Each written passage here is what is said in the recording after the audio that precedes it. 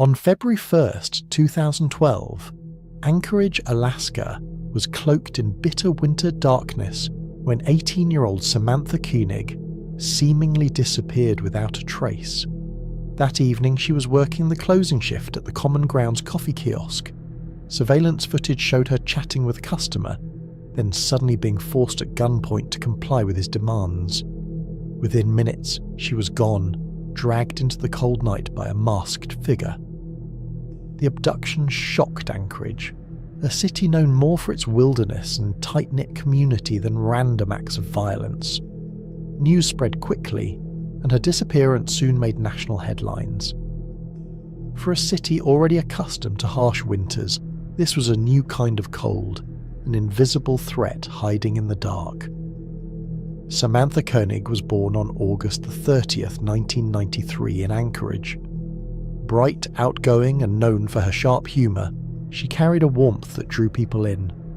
She shared a close, inseparable bond with her father, James Koenig Jr., who often described her as his greatest source of pride.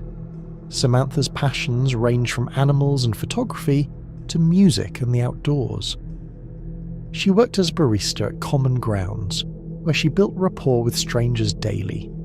Despite her youth, she harboured ambitious dreams, either to become a veterinarian or to serve her country in the Navy. Friends remembered her as the type of person who lit up a room, the kind who left lasting impressions on everyone she met. Her energy, laughter, and determination made her disappearance all the more unthinkable. At around 8:30 p.m, a man in a ski mask and dark clothing approached Samantha's kiosk. After ordering coffee, he pulled a handgun, ordered her to turn off the lights, and climbed inside.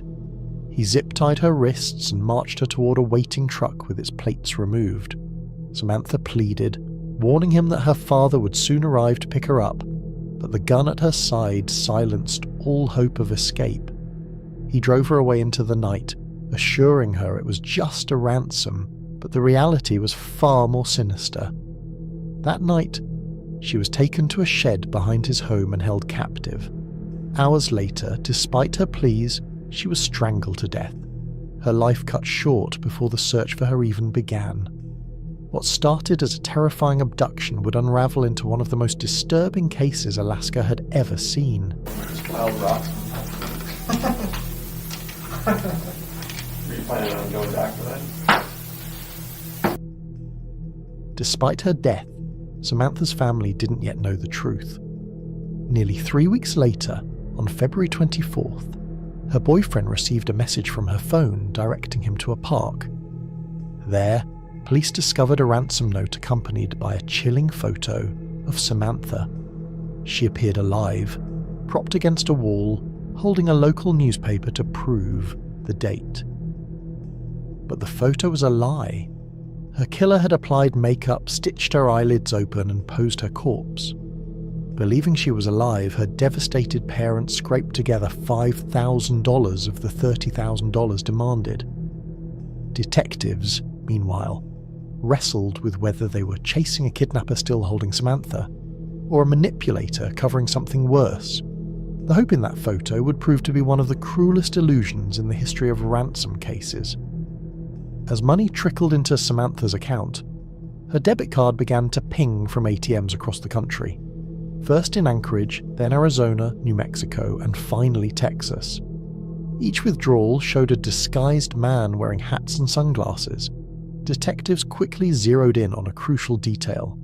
The same white Ford Focus appeared in the background of several surveillance images. By tracing the rental records, investigators linked the vehicle to Isreal Keys, a contractor and father living in Anchorage. As the FBI followed his trail across multiple states, they realized this was not a ransom-driven kidnapper. This was a man carefully covering his tracks, moving across thousands of miles. What was at first a case about a missing teenager was turning into a hunt for a predator who seemed to know exactly how to evade capture. On March 13, 2012, a Texas state trooper pulled over the Ford Focus near the small town of Shepherd. Behind the wheel was Isreal Keys. Inside his car was Samantha's debit card, her phone, disguises, and cash. Outwardly, Keyes seemed unremarkable, a hard-working contractor, a father, and a quiet neighbour.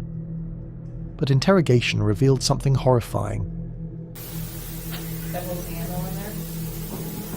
Perfect right thumbprint. Yeah, right. No, there is. I don't have the lab report yet. Wow. Uh-oh. More CSI stuff. Yeah, I'm impressed. Well, I'm disappointed in myself mostly, but I'm excited.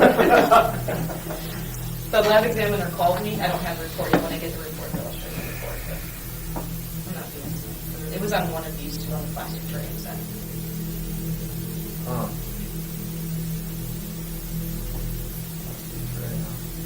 Like this must be the plastic, like at the bottom too, like Yeah. the top of it. Okay. It slides into that cardboard sleeve. Well, it was kind of Samantha's abduction and murder were not an isolated act. Keyes calmly admitted that she was only one of many victims. In fact, by his own estimate, Samantha was victim number 11. His ordinary life was a mask, hiding a decade-long trail of violence. The revelation was as shocking to the public as it was to law enforcement. Anchorage hadn't just lost a daughter, it had unknowingly harboured a serial killer. During extensive questioning, Keyes outlined his crime with chilling precision. He described abducting Samantha, killing her within hours and storing her body in his shed while he left on a family cruise. Upon returning, he applied makeup to her corpse, staged the ransom photo, and disposed of her remains in Alaska's Matanuska Lake. Acting on his directions, FBI divers cut through thick spring ice to descend into the frigid waters. Hours later, they recovered Samantha's dismembered body, weighted to the lake bed. The grim discovery confirmed Keyes' confession and provided her family with the closure they dreaded but desperately needed. Detectives, however, now faced an even more disturbing question. If Samantha was number 11, who were the others, and would they ever be identified? Samantha Koenig's story is one of promise cut short, a vibrant young woman whose compassion and ambition were extinguished by a man who thrived on control and cruelty. Her family received closure, but not justice. Isreal Keyes never stood trial. While in custody, he confessed to multiple murders across the United States, hinting at victims police have yet to fully identify. In December 2012, before facing a courtroom, he committed suicide in his jail cell. His death left unanswered questions about the true scope of his crimes. To this day, Samantha's case is remembered not just for its tragedy, but as the thread that unraveled the secret life of one of America's most methodical killers. What should have been the beginning of Samantha's adult life instead became the moment that exposed a predator hiding in plain sight.